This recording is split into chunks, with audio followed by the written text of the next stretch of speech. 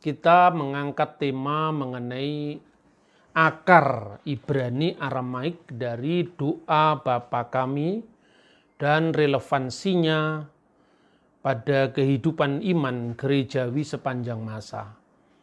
Nah, saudara-saudara yang terkasih di dalam Tuhan, kita harus mulai dari satu fakta bahwa sebenarnya kekristenan itu muncul dari masyarakat yang multicultural, multilanguage. Karena apa? Karena Kristus itu berkarya di wilayah Galilea, yang dalam bahasa Ibrani dikenal dengan Gelil Hagoyim. Itu merupakan nubuat dari kitab Nabi Yesaya pasal 8 ayat 23 bahwa kalau Tuhan dahulu merendahkan Zebulon dan Naftali, maka pada akhirnya Tuhan akan meninggikan tempat itu, daerah-daerah yang disebut seberang sungai Yordan dan Galilea wilayah bangsa-bangsa. Jadi Aver Hayarden Gelil Hagoyim. Dan juga di sana disebut sebagai Via Maris, yaitu Derek Hayam. Via Maris itu adalah Mediterranean Sea, Laut Tengah. Dan tempat-tempat itu adalah tempat yang memang terkenal sangat majemuk, baik di dalam budaya maupun di dalam bahasa. Karena itu, sebetulnya Kristus dan murid-muridnya itu berada di dalam satu komunitas yang multibahasa. Kristus biasa berbicara di dalam bahasa sehari-hari, yaitu bahasa Aramaik. Tetapi ketika masuk ke rumah ibadat atau ke sinagog, atau mengikuti upacara-upacara di Bait Suci di Yerusalem, tentu dia juga menggunakan bahasa Ibrani klasik. Karena itu bahasa dalam pendarasan kitab suci, kitab Taurat dan kitab Nabi-Nabi. Tetapi saat itu juga bahasa Yunani menjadi lingua franca dari wilayah Israel ke arah barat. Sehingga karena banyak sekali orang-orang Yahudi diaspora, orang-orang Yahudi perantauan yang juga berbicara dalam bahasa Yunani. Bahasa Latin juga menjadi bahasa administrasi Kekaisaran Roma saat itu. Karena faktanya memang satu orang bisa bernama 3 bahasa seperti Petrus itu nama Yunani, Kefa atau Kefas itu nama Aramaik, tetapi juga Simon adalah nama Ibrani.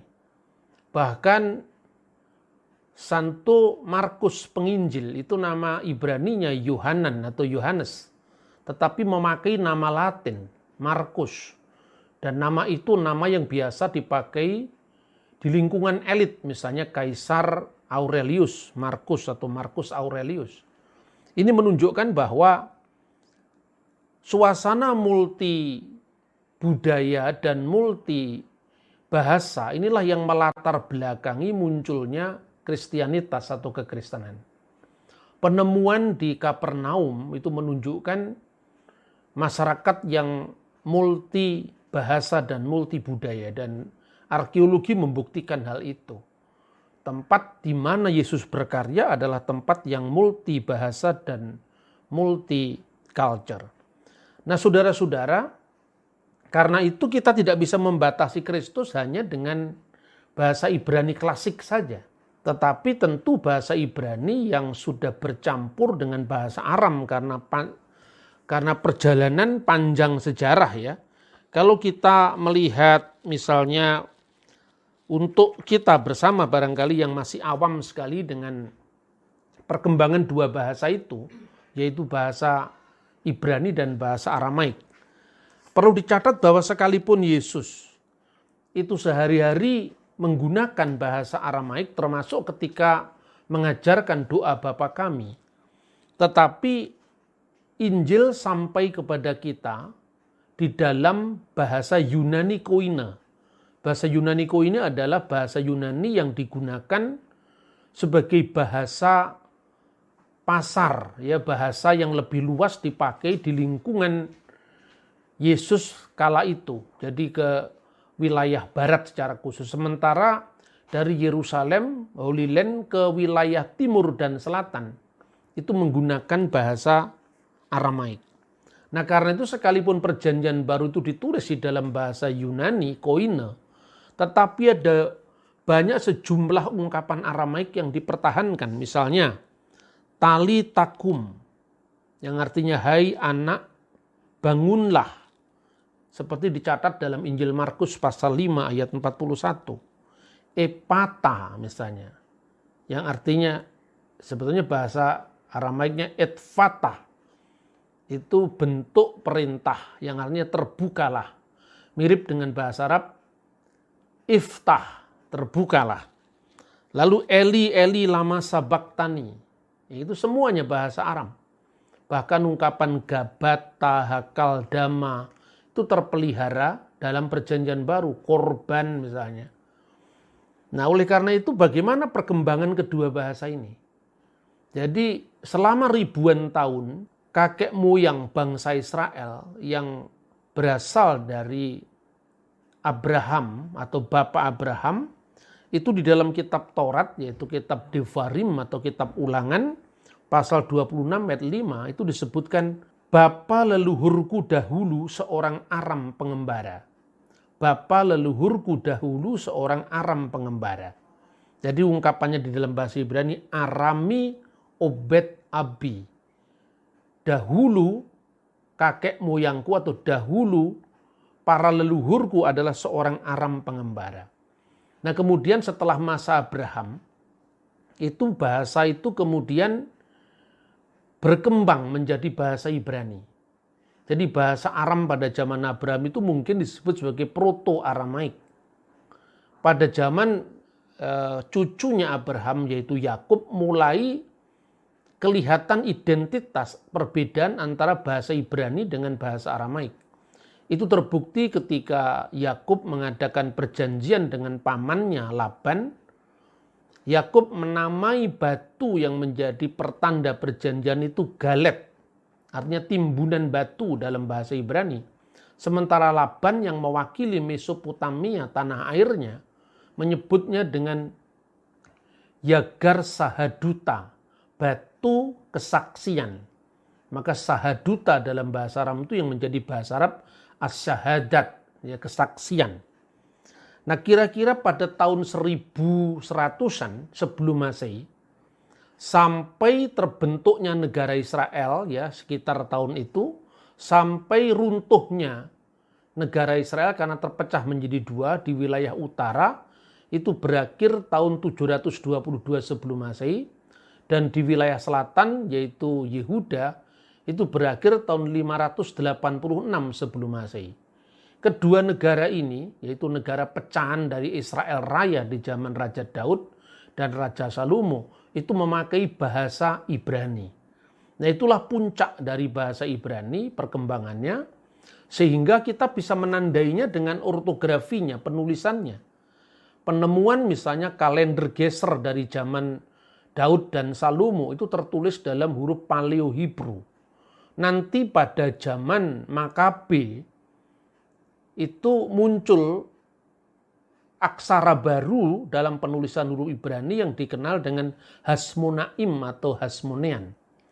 Kemudian tadi disampaikan oleh Michael pada saat Herodes Agung memperluas bait Allah karena Herodes itu adalah seorang Edom, ya ras Arab yang kemudian menjadi proselyt masuk agama Yahudi dan memperluas bait suci itu saat itu berkembang yang namanya Herodian Hebrew. Huruf itu yang dipakai di zaman Yesus. Lalu setelah orang-orang Yahudi dari sekte Parisi itu berkembang menjadi Yahudi Rabbinik, maka sekitar abad ke-5 Masehi mulai muncul huruf Masoretik dan puncaknya nanti adalah penulisan naskah-naskah perjanjian lama yang dikenal oleh orang Yahudi dengan Tanakh. Ya, Torah, Nebim, Ketubim itu memakai huruf Masoretik yang kita kenal dengan naskah-naskah Masoretik yang sekarang ini salah satunya disimpan di Museum Israel yang bisa kita kunjungi tatkala kita mengunjungi Museum Israel. Itulah puncak dari perkembangan bahasa Ibrani. Kemudian sepulang dari Babel, karena di pembuangan Babel itu mereka menggunakan bahasa Aram yang dikenal dengan Aram kerajaan. Mungkin kalau saya bahasakan itu adalah Middle Aramaik, Aramaik tengah. Dan prasasti Aram itu bahkan sampai berkembang di wilayah Asia, termasuk di Afghanistan. Itu ada prasasti berbahasa Aramaik karena waktu itu kerajaan Babel itu bahasa Aram menjadi bahasa Aram kerajaan. Nah, kemudian bahasa Aram itu juga menjadi salah satu dari bahasa yang digunakan untuk menulis kitab nabi-nabi. Kalau Bapak Ibu membaca kitab Daniel, itu dari pasal 1 ayat 1 sampai pasal 2 ayat 3 itu dalam bahasa Ibrani. Kemudian tiba-tiba pasal 2 ayat 4 sampai pasal 7 ayat 28 itu bertukar bahasa Aram. Kemudian pasal 7 ayat 29 sampai habis itu bahasa Ibrani lagi. Artinya memang Daniel menulis kepada pembacanya yang berbahasa Aram dan berbahasa Ibrani. Begitu juga ada kutipan bahasa Aram di dalam kitab Yeremia pasal 10 ayat 11, kitab Esra pasal 1 ayat 8, dan pasal 6 ayat 18, lalu masih lagi disambung dengan pasal 7 ayat 12 dan ayat 26. Maka kitab suci kita untuk perjanjian lama itu dengan demikian mayoritas tertulis dalam bahasa Ibrani, kemudian sedikit memakai bahasa Aramaik. Nah, saudara-saudara yang terkasih dalam Tuhan, dalam konteks seperti itulah maka doa Bapa kami yang diajarkan dalam bahasa Aram oleh Kristus itu bisa dilacak dari kemajemuan bahasa ini. Nah, memang doa Bapa kami itu bukan doa yang sama sekali baru ya. Kalau kita membaca ibadah Yahudi sampai hari ini, dan ada satu penelitian yang menarik yang dilakukan oleh Romo-Romo Fransiskan. Ini judulnya Jewish Prayer in the Time of Jesus. Jadi doa-doa Yahudi pada zaman Yesus yang ditulis oleh Romo Frederick Mans. Diterbitkan oleh Franciscan Printing Press Yerusalem. Jadi Anda kalau ke Yerusalem bisa kadang-kadang dapat ini ya, buku ini ya. Saya dikasih hadiah teman kuliah saya dulu di Kairo, yang kemudian dia menjadi penjaga Tanah Suci, tapi sekarang sudah kembali ke Argentina. Dulu dia menghadiahi saya buku ini karena itu hasil penelitian dari para Romo Fransiskan di sana yang memang itu penjaga gawangnya Tanah Suci. Karena bahasa Ibrani dengan sidur Yahudi itu kan berkembang.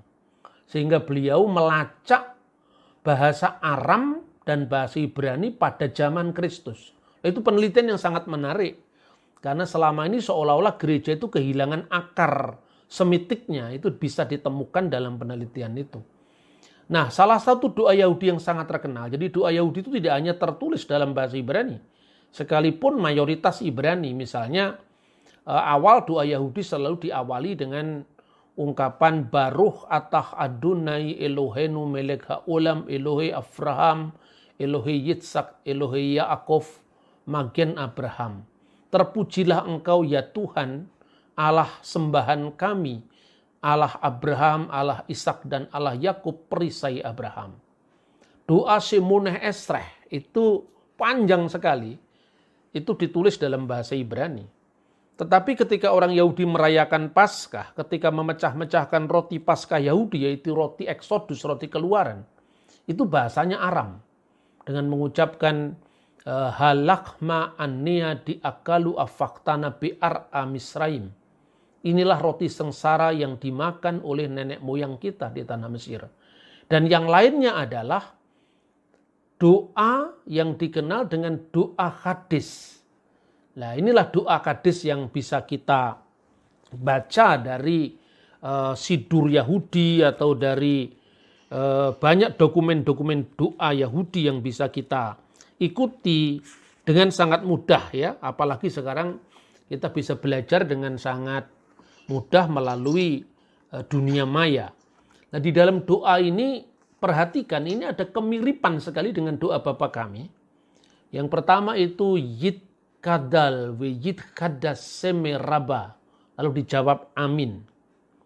Dimuliakan dan dikuduskanlah namanya, ya, yang maha besar. Raba itu maha besar.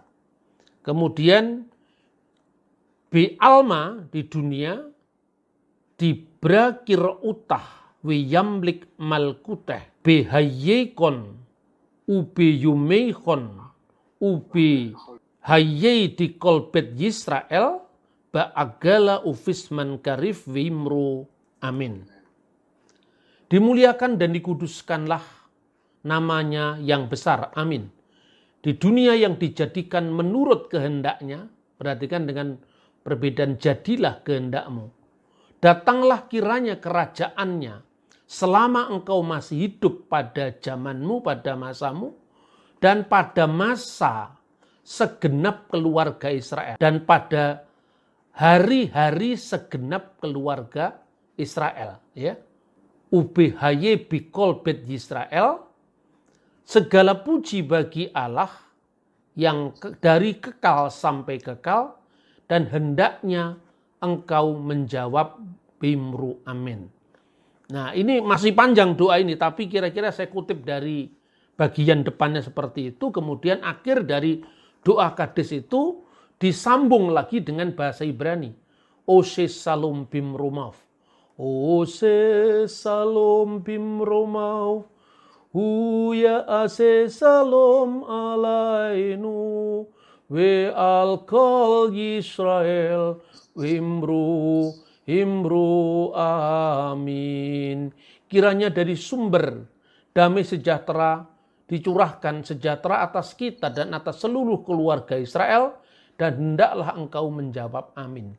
Perhatikan di sini ada unsur-unsur pokok dari doa Bapa kami yang masuk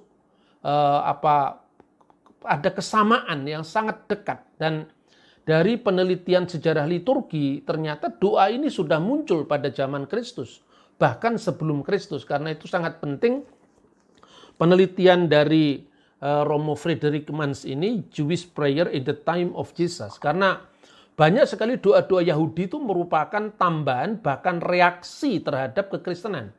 Misalnya birkat haminim, kutukan pada orang-orang sesat, di mana orang-orang Nosrim, orang-orang Kristiani Yerusalem itu dikutuk sebagai salah satu dari kelompok minim, haminim itu adalah orang-orang sesat.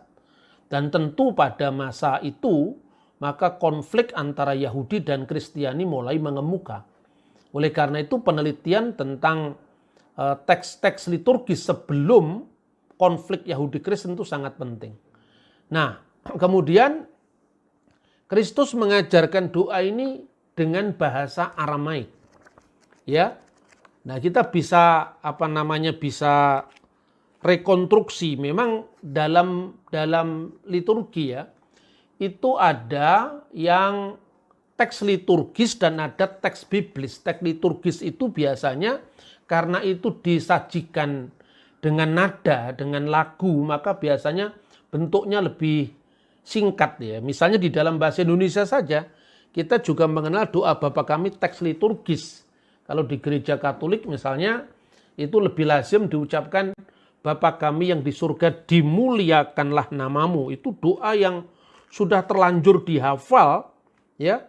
Tetapi di dalam buku puji syukur itu mulai juga dicantumkan varian terjemahan doa Bapa kami menurut teks biblis dari Alkitab. Jadi bukan Bapa kami yang di surga dimuliakanlah namamu, tapi Bapa kami yang di surga dikuduskanlah namamu.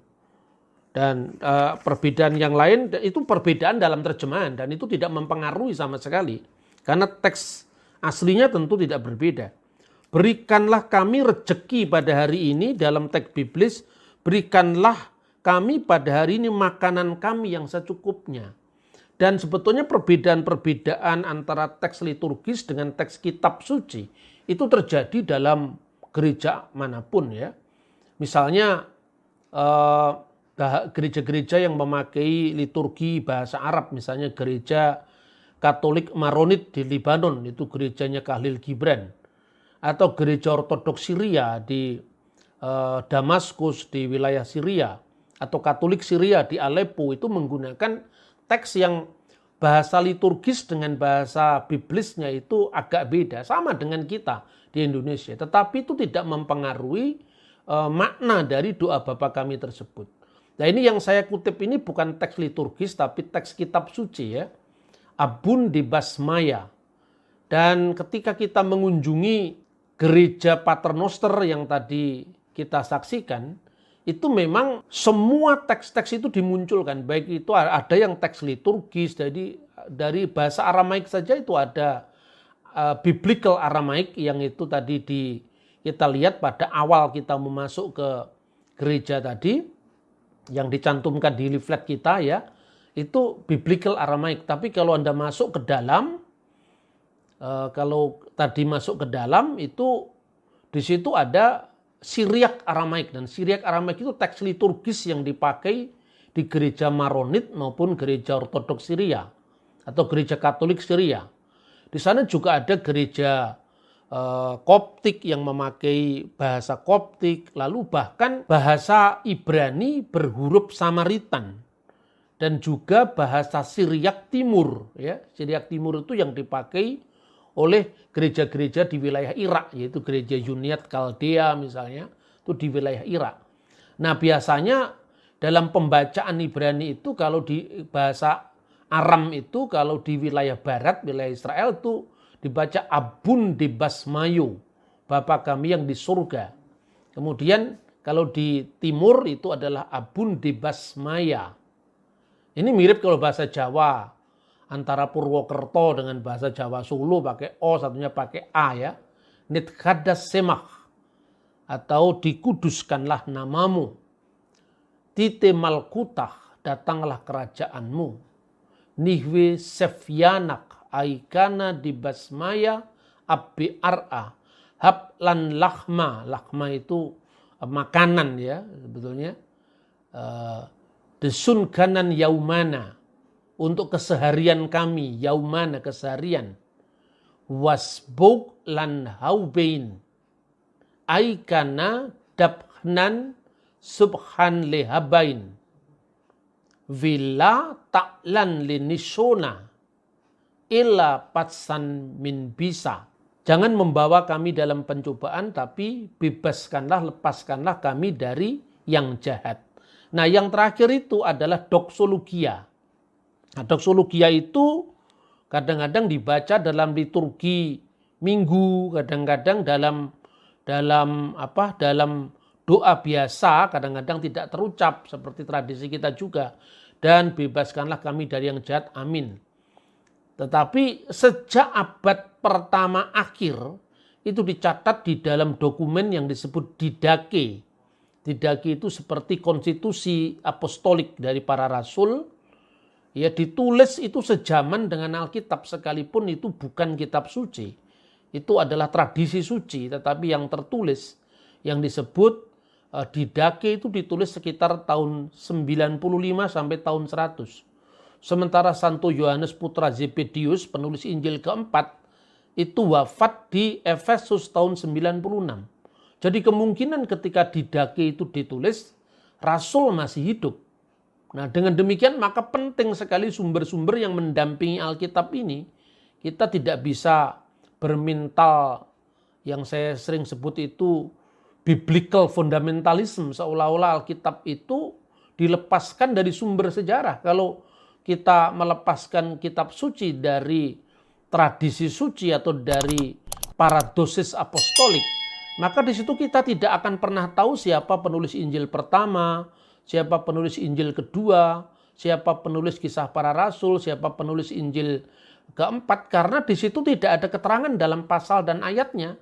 Keterangan itu dapat kita baca misalnya dari tulisan Papias. Papias itu adalah murid dari Yohanes Rasul dan seterusnya. Nah, doksologi doa Bapa Kami itu yang berakhir dengan ungkapan karena engkaulah yang mempunyai kerajaan dan kuasa dan kemuliaan sampai selama-lamanya, itu mulai dicantumkan dalam teks liturgis ya, itu sekitar tahun 95 Masehi. Makanya dicatat dalam Didache. Nah, kemudian ketika Alkitab itu disalin ke dalam bahasa Syriak Aramaik, ya, sebetulnya bukan Syriak Aramaik Pesita, tetapi juga Syriak Aramaik Old Syriak yang muncul abad kedua. Bahkan Tatian itu salah seorang penulis dari gereja Syria kuno itu sudah mengenal Alkitab yang disatukan, diharmonikan, disebut diatesaron, itu kira-kira tahun 150-an. Dan teks doa Bapa Kami sudah ada di sana dengan doksologinya, ya. Mitol dedilak himalkuta vihaila witis bukta li alam almin. Karena engkaulah yang punya kerajaan dan kuasa dan kemuliaan dari selama-lamanya sampai selama-lamanya. Amin.